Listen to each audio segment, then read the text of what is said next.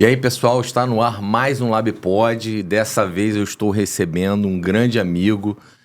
O cara é empresário, foi ex-presidente do PL, é um grande pensador da direita, é um conterrâneo da minha cidade, Nova Iguaçu. Eu tenho um enorme prazer de receber aqui o nosso Thiago Rachid. Bom dia, irmão.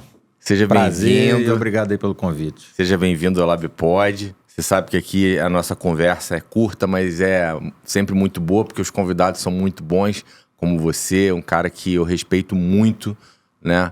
A gente se conhece há muito pouco tempo, né? Parece que... Você abandonou, né? Você abandonou a nossa terra.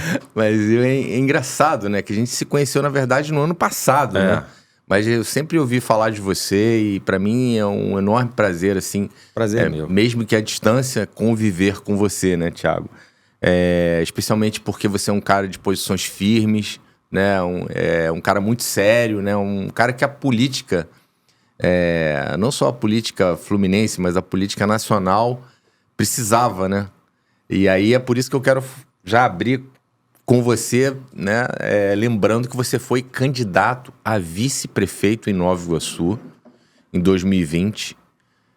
Na chapa da Rosângela Gomes, né? Como é que foi esse convite? Como é que você chegou lá? Um cara que é totalmente fora da política, um pensador de política, mas como é que você chegou a isso? Me conta um pouco dessa história. Então, Mário, em 2020 a gente estava numa situação, o campo conservador, né? A gente não tinha um partido político.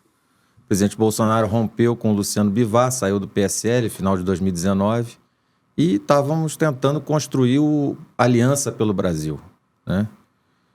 Que foi um sucesso, mas essas coisas que acontecem no Brasil, né? Um tremendo sucesso, apoiamentos, eram filas e filas que a gente formou em Nova Iguaçu, fizemos campanha de apoiamento pela criação do partido. E, no entanto... Você sabe por que não aconteceu esse partido? Não sei. Falta de força política? Eu acho que... Pode ter faltado um pouco de organização, é um chute, tá? Porque eu estava no chão da fábrica, eu não estava lá em cima. Antipatia o presidente do TSE era o ministro Barroso.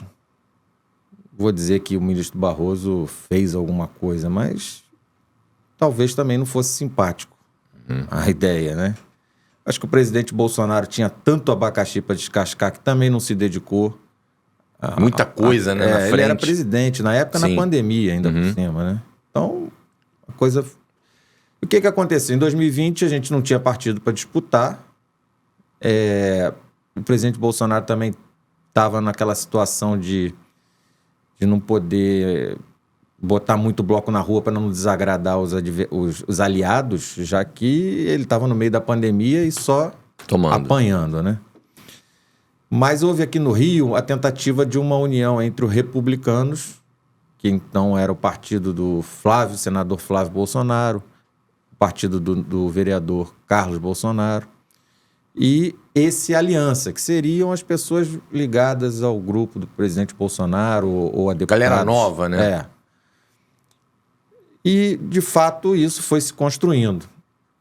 Também foi uma coisa que acabou que perto da hora da eleição não funcionou muito bem. Eu, inclusive, na época, vendo que o presidente não ia poder se manifestar como seria necessário, né? Porque ele era muito forte, era muito popular, mas ele tinha, por exemplo, em Nova Iguaçu, o principal partido de sustentação do presidente naquela época, que era o PP, o Progressistas, tinha o prefeito candidato à reeleição. Então, era uma situação... Mas você foi pro Republicanos, afinal? Eu fui pro Republicanos. Você se filiou ao Republicanos e virou uma chapa puro sangue. Depois virou uma chapa puro sangue. Eu até tomei a iniciativa de colocar à disposição da Rosângela a condição de vice, porque eu imaginei que ia ser difícil para o presidente Bolsonaro manifestar, e quem tem voto é ele, não era eu, né? E como é que você se viu assim, de repente, do nada, empresário... De repente você olha assim, tá no meio de uma carreata por Nova Iguaçu. É diferente mesmo. Como é que foi primeiro, render aqui minha homenagem a uma pessoa espetacular, uma figura humana Quem vê ela tímida não diz, mas a Rosângela Gomes é uma pessoa que me surpreendeu. Ela é. Ela é uma criatura, uma pessoa maravilhosa. Só você conhecendo. Eu Pessoa conhecia. boa. Não, digo o público, né? Ah, sim. Só o público conhecendo, porque quem vê ela é tímida, ela não é barulhenta, vamos dizer assim. Ela é comedida. Ela é comedida. Muita gente até antipatiza, porque acha que ela é metida ou qualquer coisa assim, né? Mas a Rosângela primeiro que eu observava ela em campo, né? Ela atuando, e até foi engraçado que num determinado momento da campanha ela ficou doente. Ela pegou Covid e ela não foi para rua. Aí quem fui eu, o cara virou o nosso prefeito. Aí só que saiu tão espontâneo, saiu tão legal assim a minha atuação na rua, modéstia à parte, mas isso foram as pessoas que falavam, porra, nem parece que você é um outsider, porque eu falava bem com as pessoas na rua, mas na verdade... Vestiu a camisa de candidato. Eu falava igual a ela e as coisas que ela falava, porque era o que estava ao meu alcance, mas foi legal, a experiência foi legal. E o principal, o que eu desejei fazer, mas não consegui, foi fazer... Era o que eu desejava para esse ano também. Continuar fazendo esse campo conservador, que é muito desorganizado, embora seja muito numeroso, se organizasse cada vez mais, como os adversários são muito organizados, né? Os nossos adversários da esquerda são... Bom, eles estão aí desde 1917, né? Gerando muito conhecimento na área da política, do marketing, eles dominam, né? Na minha opinião, eles a narrativa, né? Eles têm uma capacidade... No campo da comunicação, eles vão muito bem, só que eles cresceram... Eles vão muito bem, se me permite, na área da comunicação especialmente, né? Porque eu sou jornalista e eu tenho aí 20 anos de redação, e o jornalismo é de esquerda. É de esquerda. Então, quando você pega, né, a multidão de jornalistas que existe no Brasil, né, você entende por que eles se comunicam bem pela esquerda, né? Estão todos daquele lado. Agora, eles se especializaram na linguagem da comunicação midiática. Escrita, falada, rádio. Mas surgiu uma novidade aí que eles não esperavam, que é uma linguagem totalmente diferente, e eles foram pegos de surpresa, né? Não só no Brasil, acho que todo mundo, a gente tem experiência do Trump, embora nos Estados Unidos o rádio seja conservador, as grandes rádios dos Estados Unidos sejam conservadoras, mas também entrou o componente da internet. Em Portugal, em Portugal é brincadeira. Em Portugal, o domínio da esquerda é 100%. Aqui, de repente, é 98%, 95%. Portugal é... E o Chega é praticamente um partido sobrevivente. É um partido sobrevivente, um partido que só tem a internet. Só tem a internet. Talvez se beneficie um pouco da estrutura do Brasil, porque como a língua é a mesma, e muita gente... Eles acabam criando laços, né? Criando laços, com a mesma situação. Aprendendo a como se comunicar. Tem uma turma muito boa lá em Portugal agora, que enfrenta a máquina de a verdadeira máquina de fake news, que é aquela que pretensamente combate as fake news. Sim. Né? Agora, voltando a essa questão da chapa de 2020 na qual você foi vice. Eu tive a oportunidade, né, de ser o marqueteiro da Rosângela Gomes. Ela foi candidata a prefeita em 2016. Eu lembro, né? Disso. E a gente fez uma campanha linda. Só que a gente foi atropelado pela máquina, né, financeiramente. Você sentiu esse atropelo da máquina também em 2020? Com certeza. Era uma competição... Descomunal. E até o próprio candidato que foi em segundo lugar, o Max Lemos, ele também fez uma campanha cara em comparação à nossa. A nossa foi realmente uma campanha simples, mas que ganhou cerca de 20 mil votos. Não lembro o percentual, mas foram cerca de 20 mil votos no carisma, na capacidade de rua da Rosângela, né? E e da comunidade evangélica que simpatiza com ela e com as ideias dela e conhece, né? Eu digo o seguinte, se a Rosângela fosse mais conhecida, o trabalho dela, a verdade sobre ela fosse mais conhecida, ela seria ainda mais forte. Acho que ali falta... Você conseguiu fazer uma campanha legal porque você tinha um bom material, uma boa pessoa, uma boa candidata. Você se lembra do slogan? Qual era o slogan da campanha? Você tem ideia? Você lembra? Não teve? Teve. Eu não estou relembrando. Teve marqueteiro essa campanha? Não teve. Foi na raça mesmo. Na raça. Poxa, podia ter me chamado. Eu teria abraçado vocês com amor. Mas não tinha chance. Era difícil. Era uma campanha difícil. Você vê... Mas você não lembra do slogan qual era? Daqui a pouco eu vou lembrar. Na campanha de 2016, o prefeito Rogério, o então candidato Rogério Lisboa, já veio atropelando. Sim. Ele conseguiu tirar grande parte dos apoiadores desses bastidores do prefeito Nelson Bornier, pegou ali aquele momento de crise do Brasil, né? E o prefeito ficou sem pagar salário, por exemplo, e o Bornier era um cara da contabilidade, era um cara que entendia do orçamento, né? Foi realmente a situação do Brasil. Descontrole. Estou defendendo, estou falando o que eu vi, né? Mas o Rogério veio... As pessoas perceberam, né? Todos os candidatos à reeleição, todos não, muitos candidatos à reeleição perderam. E perderam feio naquele ano de 2016 por causa da crise. O Haddad perdeu para o Dória, um avassalador em São Paulo, por exemplo. Sim, a gente fez qualitativas e quantitativas em 2016, né? E a gente enxergou essa rejeição ao Nelson, né? E a gente entendeu o seguinte, se eu pegasse esse copo, né, e conseguisse levar esse copo para o segundo turno, esse copo ganharia a eleição do Nelson. Então, qual era o desafio de 2016? Ir para o segundo turno, né? Então, a corrida era essa. E, na minha opinião, antes de começar aquela eleição, a adversária do Nelson era a Rosângela. Sim. Né? Sim. Eu tinha uma amizade maior, agora nem tanto, mas na época com o Thiago Portela, que é o vice do Nelson. E participei daquela campanha do Nelson. E eu tinha esse temor em relação a Rosângela, né? Eu lembro até, eu contei isso para ela. Eu buscava narrativas não, que aí seria mentira. Eu buscava pontos fracos dela e não encontrava. Realmente era uma pessoa muito limpa, não tinha o que falar mal. Aliás, eu só encontrava coisas positivas, porque ela é a recordista de dirigir emendas parlamentares para Nova Iguaçu, mas de lavada, né? Não tinha o que falar dela, né? E eu achei que ela vinha... E eu sabia que ela tinha um marqueteiro competente, porque era o que se falava na cidade. Eu não conhecia o seu trabalho, era porque eu escutava mesmo, não é conversa de jogar confete. Só que o sistema escolheu o Rogério. Sim. Então ele veio atropelando e...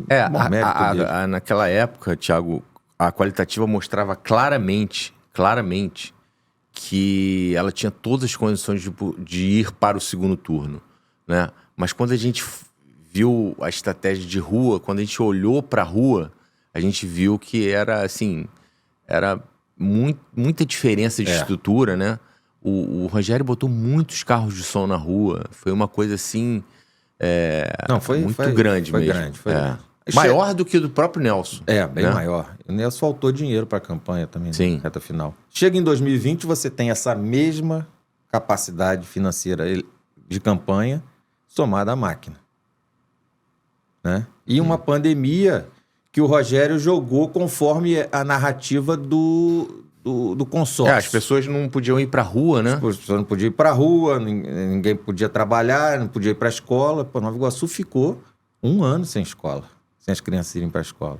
Fácil, né? Uma solução fácil, fica em casa. Sim. Né?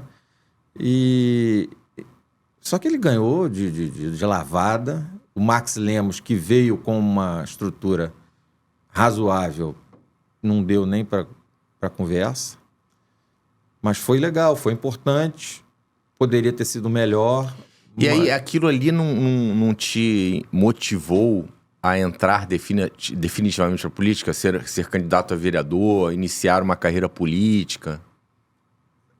A questão é a seguinte, eu penso o seguinte, você vê uma pessoa numa situação difícil, você quer ajudá-la, você oferece ajuda, você se mostra disponível a ajudá-la. Você não pede pelo amor de Deus para ajudá-la, né? Sempre me pareceu estranho essa abnegação de políticos para ajudar o povo. É muita gente boa, né? O cara quer ajudar o povo, o cara quer ser candidato, se endivida, arruma uma porrada de inimigo. Isso sempre me pareceu estranho. Eu sempre demonstrei que amava Nova Iguaçu e o Brasil, o estado do Rio. Era a sua forma de se conectar com a população. E posso ajudar. Nunca vou dizer não. Ajudar. Mas não fico correndo atrás disso. Não tenho vaidade, não tenho essa ambição pelo meu nome, pela minha imagem. Então, você vê como o jogo é jogado, fala, por que eu tenho uma vida muito boa, para que eu vou me meter nisso? Né? Quando me convocaram naquela ocasião, eu aceitei. Posso até aceitar, mas não vou correr atrás disso. E a política, geralmente, ela corre na direção contrária do meu tipo de procedimento, do meu tipo de comportamento, né? Para você ver, muita gente deve achar que eu sou maluco. Eu era presidente do PL, dentro dessa lógica da política, né? Eu era presidente municipal do PL até no início desse ano. O que era a minha pretensão? Bom, a minha pretensão é a gente organizar o partido para eleger pelo menos 1 ou 2 vereadores que sejam do campo conservador. Talvez ter uma candidatura a prefeito, tentar pelo menos, também era uma possibilidade. Quando o PL anuncia que vai apoiar o governo, eu falei, então não precisa de mim. Porque para apoiar o governo vai aparecer um monte de gente que quer fazer. E aí você deixou o PL? E aí eu pedi, eu renunciei, enviei E quem é hoje o presidente do PL lá? Eu acho que não tem. Não tem ainda? Eu acho que não tem ainda. Ficou vago? Porque eu acho até que eu deixei mais à vontade, né? O partido ficou... Eu acho que vai ser melhor que o partido não participe como ele como na sua essência, dessa campanha, até porque quem vota no Bolsonaro não... A gente vai chegar nessa campanha de agora. Antes de chegar lá, porque isso eu quero te ouvir, saber a sua avaliação do cenário de hoje. Eu queria só esgotar algumas coisas, curiosidades que eu tenho minhas mesmo sobre 2020. Qual era a estratégia de campanha da Rosângela Gomes na chapa na qual você era vice? Qual é a estratégia de espalhamento, de conversa, de discurso? Olha, não dava muito para montar grandes estratégias, né? Porque não tinha dinheiro e quem não tem dinheiro e quer fazer campanha vai fazer o quê? Vai para a rua. Então era fundamentalmente rua, conversar com cada pessoa e tentar, através dessa conversa olho no olho. E não era aquela coisa de passa, aperta a mão, não. Cada pessoa que a gente passava, a gente conversava e explicava, olha, eu quero fazer assim, se for bom para você, você vem com a gente e traga mais alguém. E a gente tentou ir plantando essa sementinha. E como é que era a conversa? O que a Rosângela e você diziam pro iguaçuano para motivar o iguaçuano a votar nela, na chapa? Bom, a gente procurava saber se a pessoa estava satisfeita, né? Porque se a pessoa tivesse, não adiantava falar. O que você buscava saber, qual é o caminho, o que ela achava que estava precisando na cidade. E a gente dirigia para o nosso propósito dentro daquele setor. Vamos dizer a questão da saúde. Só fala muito de saúde. Na época, a gente tinha também a pretensão de reabrir o hospital, a unidade do Hospital de Iguaçu, que era uma promessa também do Rogério, mas que o Rogério prometia para março do ano seguinte. E nós dizíamos, não, isso não é possível. Não dá para reabrir o Hospital Iguaçu em tão pouco tempo como o Hospital de Iguaçu.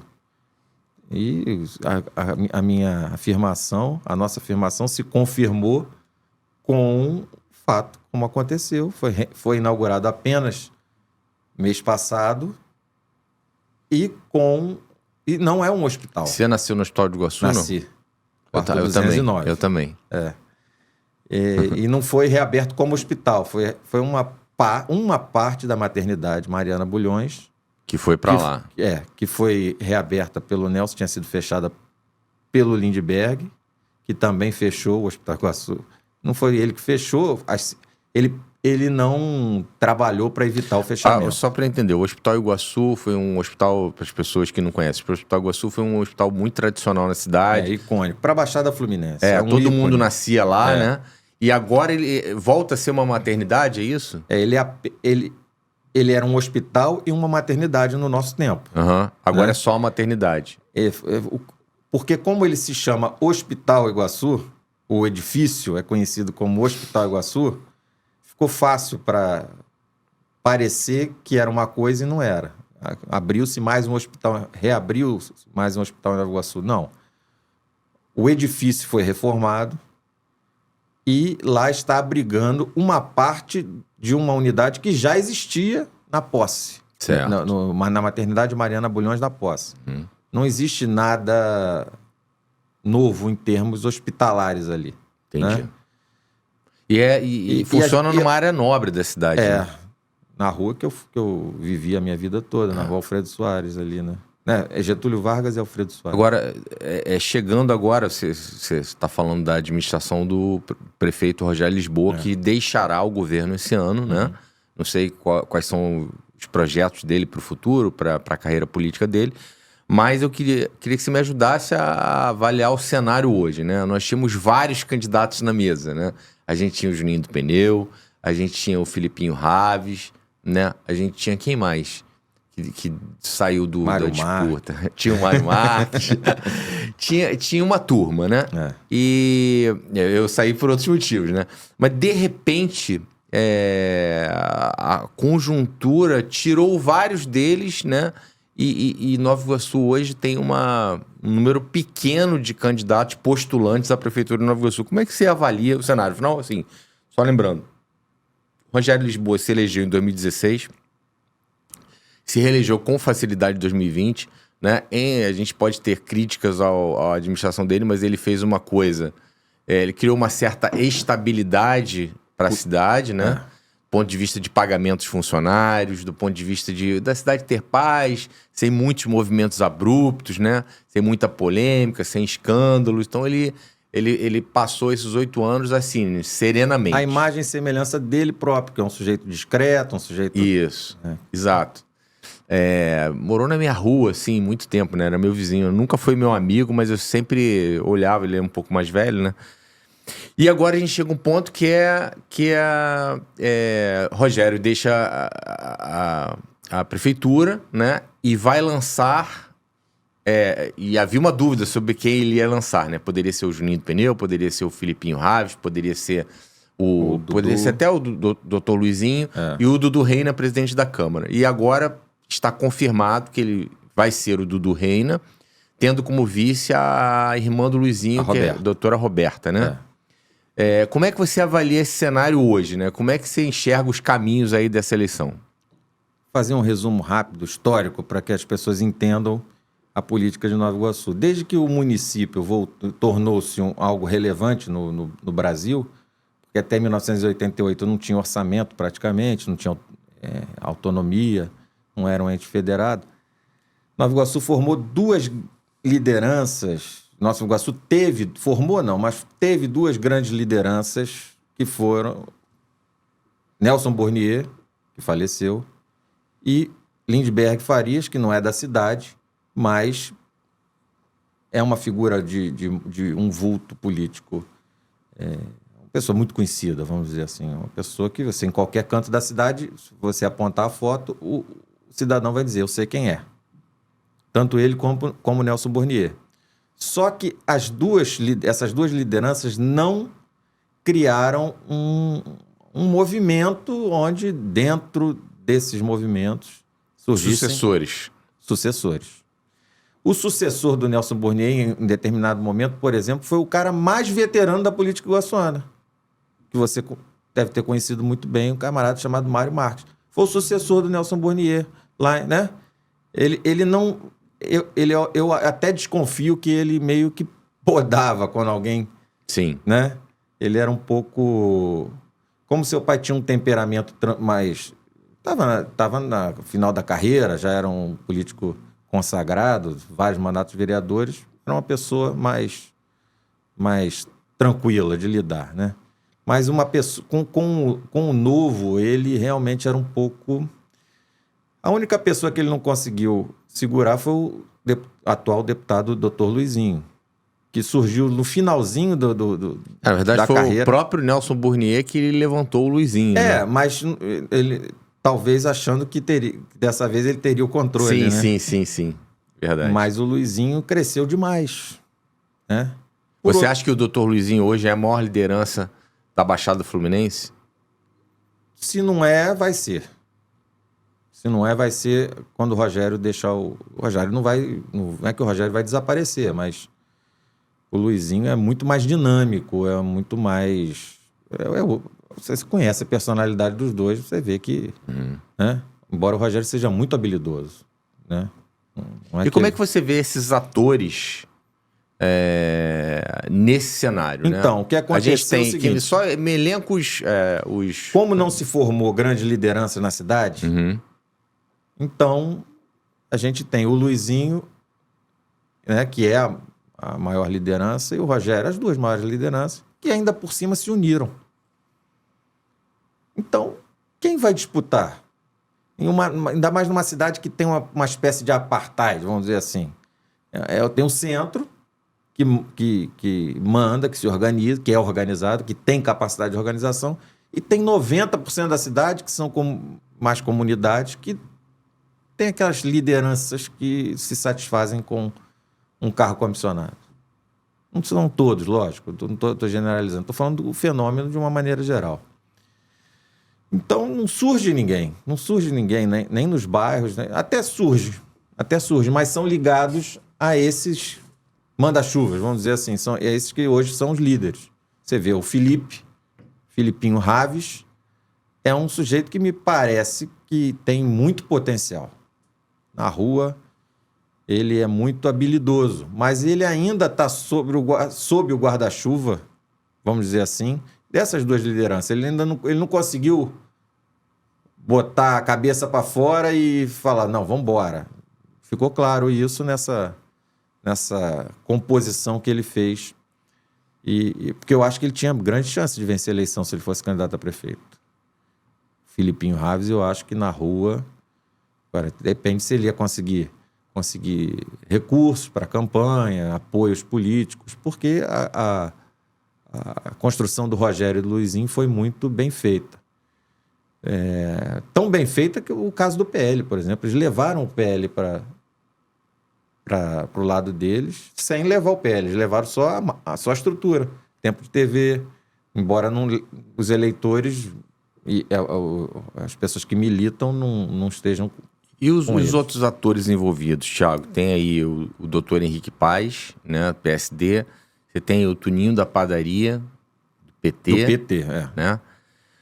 Você tem aquele menino Léo Mazzucci, né? Mas me parece que ele estava tentando ser candidato pelo Novo e não vai ser pelo Novo. Não sei se ele conseguiu outro partido. Me parece que a coisa arrefeceu, não tenho certeza. O Novo vai ter uma candidata chamada Isa Dutra. Isa Dutra, não conheço. Ela é policial. Tem o Clébio Lopes Jacaré, empresário. E né? também tem uma conversa de que o Aloysio Gama, ex-prefeito, também está tentando construir a candidatura dele pelo PSB. Um cardápio pequeno de candidatos. Um cardápio pequeno e um cardápio de... Bom, é a picanha do governo contra o arroz sem sal das outras candidaturas, porque elas não têm capilaridade, não têm partidos, não sei se vão ter recursos. E aquilo, o Max Lemos tinha recursos em 2020, mas ele não tinha capilaridade na cidade. E não dá, eu acho muito difícil competir com a chapa do governo, não existe. Na verdade, o que nós vamos ter em Nova Iguaçu esse ano é uma eleição por WO.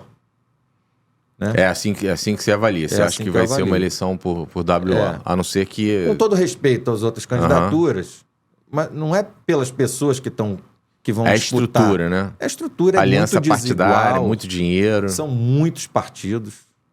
Eu não sei, eu perdi a conta já. A gente só escuta a informação, não tem nada oficial ainda.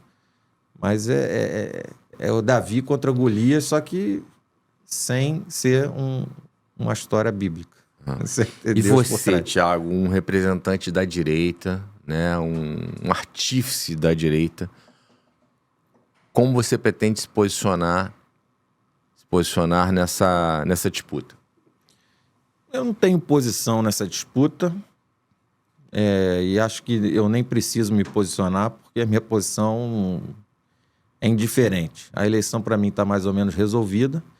A eleição que vai ser empolgante mesmo vai ser de vereador, porque a gente hoje vem de uma redução muito grande do número de cadeiras nas últimas 2 legislaturas, respectivamente 17 e agora 11. Então a gente tem 11 vereadores, é muito pouco, e vai aumentar para 23. Quem serão esses 12 novos e quais dos 11 vão deixar de ser? Se é que algum vai deixar de ser. Eu acho que essa é a grande expectativa, mas é muito improvável. Bom, eu estou falando da fotografia, né? Do momento. Igual surgiu o Lindbergh em 2004, de repente aí um fenômeno que não parece que vai acontecer, mas vai que acontece, né? Então eu estou falando de hoje, 24 de abril de 2024, 25 de abril de 2024, a fotografia do momento me parece que não tem para ninguém. E a gente não tem nenhuma pesquisa ainda, né? Quantitativa. Eu desconheço. Eu acompanho sempre ali o link, né, de pesquisas registradas no TSE e não tem nenhuma pesquisa registrada em Nova Iguaçu. O candidato Eduardo Reina, que é uma pessoa que pessoalmente eu gosto, embora politicamente não tenhamos divergências, ele é uma pessoa que ainda é desconhecida na cidade, embora seja o presidente da Câmara. Ele sabe disso, eles sabem disso. Mas o tamanho da candidatura, o tamanho da capilaridade dos candidatos a vereador, que vão ser muitos, a quantidade, vai fazer com que ele se torne conhecido, inevitável. E, de fato, não há ninguém conhecido para disputar contra ele também. Se tem um Mário Marques, que você, por exemplo, se fosse você, não seu pai, lógico, se fosse você já partiria com um nome. O ex-prefeito Aloysio Gama já foi prefeito, mas ele foi prefeito há 40 anos atrás, quase. Muita gente já morreu. E quem foi eleito há 40 anos atrás não foi ele, foi o Brizola. As pessoas não lembram dos prefeitos de 8 anos atrás? Então o Eduardo Reina vai disputar contra pessoas tão desconhecidas até agora quanto ele, né? Então acho que ele tem bastante tranquilidade nesse cenário, se mantiver esse cenário, tem bastante tranquilidade para ganhar essa eleição. Eu gostaria até de estar comentando aqui que não, porra, vai ser disputado, tem opção, porque aí independe de gostar dessa candidatura da outra, mas o debate sempre ajuda, sempre. A democracia precisa de alternativa e de debate, né? Sim, mas você, Thiago, não adianta você fugir. Eu não estou fugindo. Você vai para que lado? Você vai ficar observando? Eu não tenho entusiasmo pelo... Se eu tivesse entusiasmo, eu ficaria com o PL junto com essa candidatura. Não é que eu rejeite essa candidatura ou que eu acho que ela é pior do que as outras, não é isso. Eu acho que não precisa de mim. Ele já tem... para fazer dentro da linha de atuação deles, aquilo ali já está formatado, eles já são governo, vão continuar sendo. Tem gente boa no governo. É como se fizesse um time muito forte, né? E aí falar assim, não, cara, isso aqui a gente não precisa não, o nosso time já tá... Né? Como se não fizesse diferença, né? O governo teve algumas áreas boas, eu acho que na cultura foi muito bem, com o Marcos Monteiro, na FENIG, com o Miguel Ribeiro. e nas outras áreas não tão bem. Não adianta a gente chegar e criticar por criticar. Mas eu acho que dava para ter sido melhor, lógico, e bem melhor. Mas, assim, até essa composição para a eleição já está fazendo melhorar. Por exemplo, com a entrada do Filipinho Raves no governo, ele indicou um excelente secretário para o serviço público, por exemplo, que é o Alexandre Silveira, que é uma pessoa... Ele e o Hugo, que é o subsecretário, são pessoas com a cabeça, rapaz, espetacular, que vai contribuir muito com esse governo e provavelmente com o próximo, se confirmar o que a gente está vendo que vai acontecer. Bom, para chegar ao fim desse papo, adorei te receber aqui, Thiago. Como é que você enxerga aqui o futuro da cidade de Nova Iguaçu? Para onde você acha que a cidade está indo? Eu acho que a cidade está à deriva. Eu escrevo muito... Tem um jornal lá em Nova Iguaçu que eu escrevo de vez em quando. Eu sempre alerto as pessoas... Correio da Lavoura, né? Eu sempre escrevo... Eu também boto na minha página o mesmo texto e publico no jornal. Eu acho que a cidade está à deriva. Não é que ela não tem um comandante, mas ela não tem um rumo. Ela está no mar e está sobrevivendo. Digamos que, querendo contribuir com a sua opinião, digamos que que a cidade está caminhando meio que sozinha com sua rotina... Conforme o vento. Seu dia a dia natural de comércio forte. Mas você não vê uma meta. Pô, nós queremos ser uma cidade... Tá sem identidade. Humano, uma cidade industrial, uma cidade qualquer, de alguma coisa. Uhum. Não, nós estamos perseguindo aqui uma meta que nós vamos formar a mão de obra nesse setor para que Nova Iguaçu desenvolva esse setor. Algo assim. Uhum. Eu, por exemplo, tenho ideias e tinha até ideias que a Rosângela abraçava para Nova Iguaçu. Aí, para falar disso, precisava de Pô, já acabou que você pediu café, nem tomou, né? É porque ou eu falo... Eu tomei tudo. Eu já podia tomar. Você está me deixando falar sozinho, né? Mas eu acho que Nova Iguaçu isso que sempre me motivou de me envolver com política, foi ver Nova Iguaçu um tremendo potencial. Nova Iguaçu é uma cidade que está ali, uma mina de ouro esperando para ser explorada. É muito potencial. Nós estamos entre as 2 maiores cidades da América do Sul. Tem Buenos Aires, mas o Rio é uma das 5 maiores cidades. Mas São Paulo é a maior cidade da América do Sul. Nós estamos ali no meio, nós estamos perto de diversos portos, nós estamos do lado do maior destino turístico do Brasil, né? A cadeia produtiva do Brasil está muito próxima em São Paulo, né? Fortemente instalada em São Paulo. Então, a gente tem um potencial para a área logística imenso. E, no entanto, imobiliário também, por que não? Que é a sua praia. Que é a minha praia, então eu enxergo. Em Nova Iguaçu Nova Iguaçu, a história de Nova Iguaçu é meio que um desastre imobiliário, né? Porque acabaram com a laranja, né? Que era a cultura. Poxa, eu queria tanto pegar essa época que Nova Iguaçu tinha. Dizem que você andava por Nova Iguaçu e Nova Iguaçu cheirava laranja, né? E lotearam e jogaram as pessoas lá. As pessoas iam comprando lotes baratos, então foi tudo feito sem planejamento e nós estamos com esse passivo aí para pagar ainda por muitas gerações. Esse passivo dos últimos 70 anos, 60, 70 anos, nós vamos pagar por muitas gerações. Nós temos que acertar essas contas com o passado. E poderíamos fazer isso conjuntamente com vistas ao futuro, né? Nós estamos do lado do Rio de Janeiro. Hoje as pessoas trabalham muito de home office. Nova Iguaçu é a cidade. Nova Iguaçu é a capital da qualidade de vida na Baixada. É a cidade que tem o melhor IDH da Baixada. É a melhor cidade da Baixada disparado. Disparado, sobretudo na região central, ali onde a gente foi criado, né? E você vê que ali eu não tenho unidades para alugar. Que loucura. Tem, porque as pessoas melhoram de vida na Baixada Fluminense, querem viver ali. Uhum. Elas não podem viver longe, porque tem o seu comércio, tem o seu negócio lá, e só tem ali para viver, porque ali você tem uma concentração de serviço, mas você não poderia ter isso em outros lugares? Claro. Com qualidade também? Poderia. Por exemplo, ali na estrada de Madureira, né? Um lugar para você crescer. Diversos lugares. Agora, Thiago, eu devo tudo a Nova Iguaçu. Toda a minha formação cultural, né? Você sabe que eu comecei como jornalista de música, né? Uhum. Então, eu devo a Nova Iguaçu tudo que eu aprendi de música, eu devo aos meus amigos lá que ficavam levando discos na minha casa para eu ouvir, né? E tinha uma efervescência cultural. Demais, Iguaçu, né? Demais. Nos anos 80 era uma tinha o coisa teatro assim. Procópio Ferreira, tinha aqueles projetos 6h30, não era? Sim. Ali Do no Nelson Afrânio. Freitas, do Silvério Lazzaroni. Eu lembro, eu era criança, mas eu lembro disso. Não, era assim, eu respirava cultura ali, né? Vivia quase numa bolha. Aquelas portas de garagem com o Moduan escrevia aquelas poesias.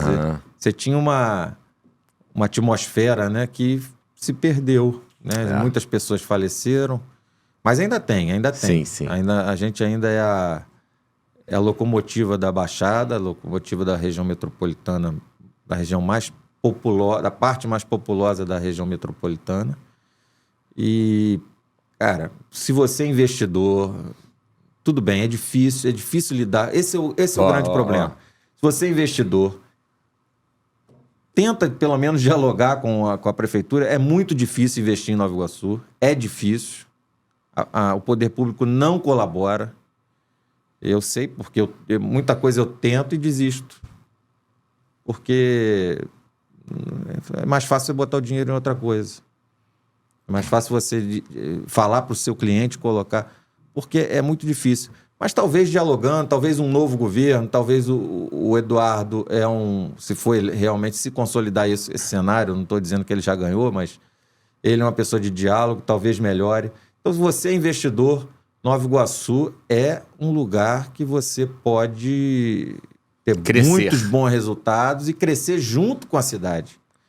É um lugar que você vai crescer e nós temos mão de obra à vontade, farta, porque tem um contingente de desempregados muito grande. Pessoas que só precisam aprender, né? Precisam ter alguma orientação, e eu acho que o Estado deveria estar trabalhando por isso. E não só porque a gente não tem apenas o povo de Nova Iguaçu como força de trabalho. Nós temos de todo o entorno. Sim. Né? São 3 milhões de pessoas aproximadamente. 5 milhões de pessoas. E pessoas que gravitam em torno de Nova Iguaçu e também Duque de Caxias. Exato. Né? Agora, Thiago, estamos chegando ao fim. Assim, o que eu queria dizer para você é o seguinte: eu sempre fico muito feliz quando eu encontro pessoas, né, na minha jornada, no meu dia a dia, né, que falam assim: poxa, você que é o filho do Mário Marques. Eu fico sempre feliz porque sempre são pessoas que falam coisas muito boas sobre meu pai, relembram histórias com meu pai, né? E você foi uma dessas pessoas, né, que sempre teve muito respeito pelo meu pai. E além de todos os atributos que você tem, né, como profissional, como uma pessoa com posicionamentos políticos claros, né, você também foi uma dessas pessoas que sempre demonstrou muito respeito pelo meu pai. Eu te agradeço muito aí.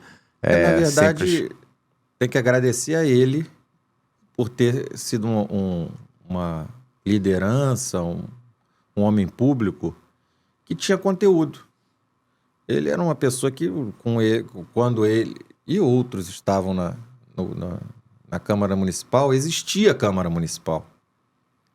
Hoje, se você for na Câmara Municipal, não tem debate. Era o tempo que quem tinha conteúdo e cabeça estava na Câmara Municipal. Hoje, a lógica não é por isso, né?